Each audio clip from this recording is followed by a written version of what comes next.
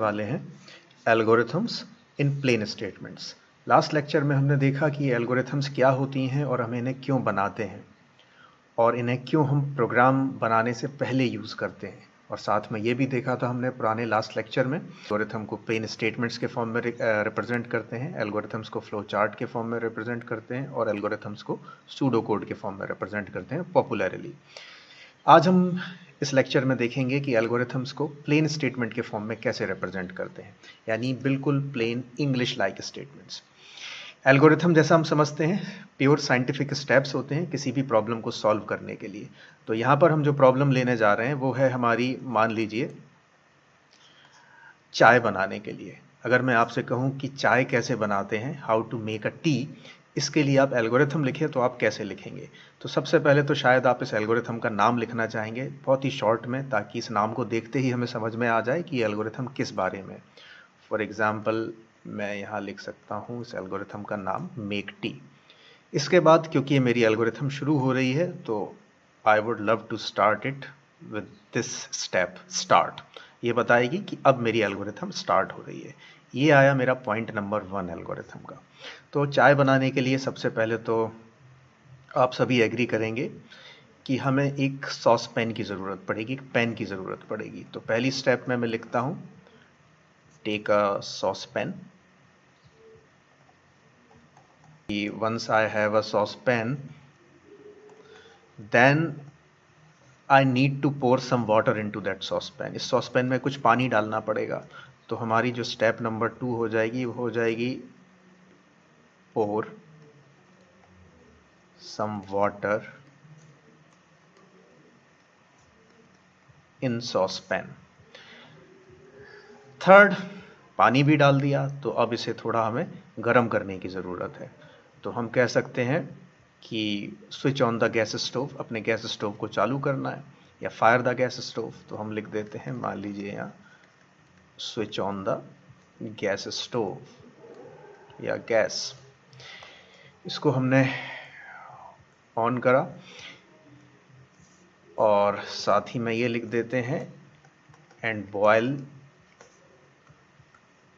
The water for some time. ये time 1 minute भी हो सकता है, 2 मिनट भी हो सकता है।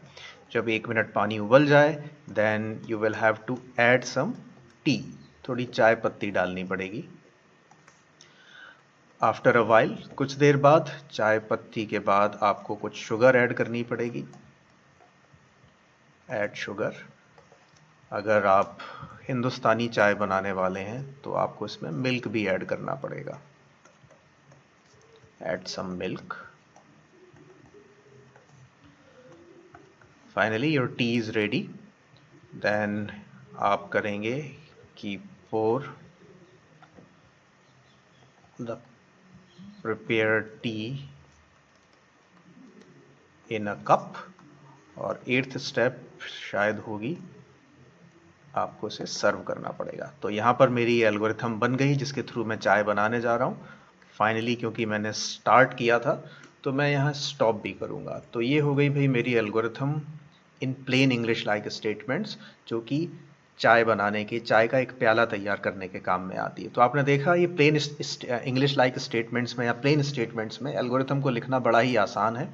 जो हमारे सिंपलेस्ट पॉसिबल वे में जो हमारे दिमाग में आता है कि इस पर्टिकुलर प्रॉब्लम को इस तरह से सॉल्व करना चाहिए, scientifically step by step form में उसे बस हम लिख देते हैं, तो ये कहलाती है आपकी एक एल्गोरिथम। अगर आपको लग रहा हो कि एल्गोरिथम बहुत ही आसान थी, रियल लाइफ में कैसे एल्गोरिथम लिखेंगे, तो हम एक दूसरा एग्जाम्पल भी ले लेते हैं यहाँ पर। मान लीजिए मैं आपसे कहता हूँ कि 2 नंबरों का एवरेज निकालने के लिए एक एल्गोरिथम लिखिए, जहाँ पर ये दोनों ही नंबर आपको यूज़र से प्रोवाइड किए जा रहे हैं, यानी यूज़र इनपुट दे रहा है। तो लीजिए सबसे पहले तो एल्गोरिथम का नाम लिखते हैं। यहाँ पर मैं लिख लेता हूँ एवरेज ऑफ 2। तो इसको देखने से समझ में आ जाएगा कि this algorithm is about finding out the average of 2 given numbers. तो ये था एवरेज ऑफ 2, ये था हमारा स्टार्ट स्टेप हो गया। इसके बाद आती है हमारी स्टेप नंबर 1। तो यहाँ मैं लिखता हूँ take 2 numbers as input from users. ठीक है, step number 2, store these two numbers in variables x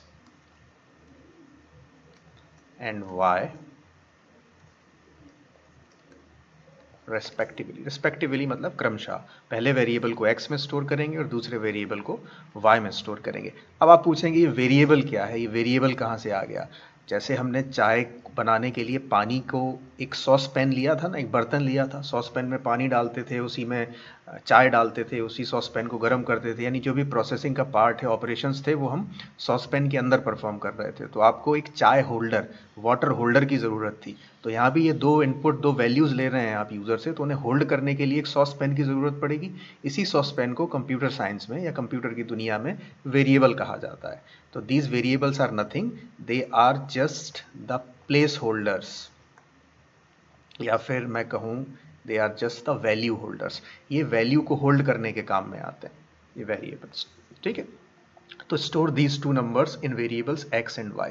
तो पहली वैल्यू को मैं वेरिएबल x में स्टोर करूंगा और दूसरी वैल्यू को मैं वेरिएबल y में स्टोर करूंगा। इसके बाद लिखते हैं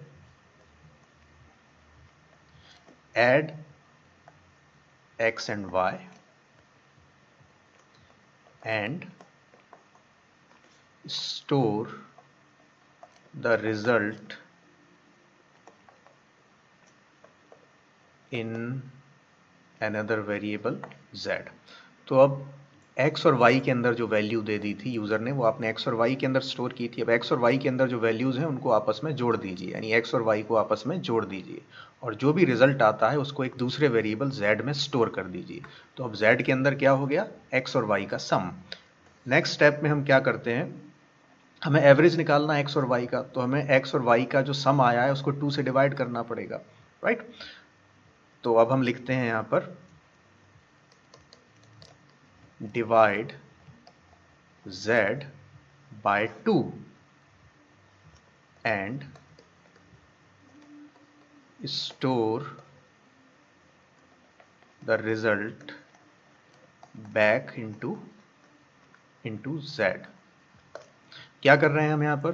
z को 2 से डिवाइड कर रहे हैं और जो रिजल्ट आ रहा है उसे वापस z में ही स्टोर कर रहे हैं। ठीक है, तो अब z के अंदर क्या आ जाएगा? x और y का सम डिवाइडेड बाय 2, और यहाँ पर अब हम क्या करेंगे? कुछ नहीं, सिर्फ जो भी वैल्यू आई है z की उसे प्रिंट कर देंगे और फाइनली यहाँ पर लिखेंगे स्टॉप। तो ये बन गई भाई हमारी एल्गोरिथम 2 नंबर्स का एवरेज निकालने की।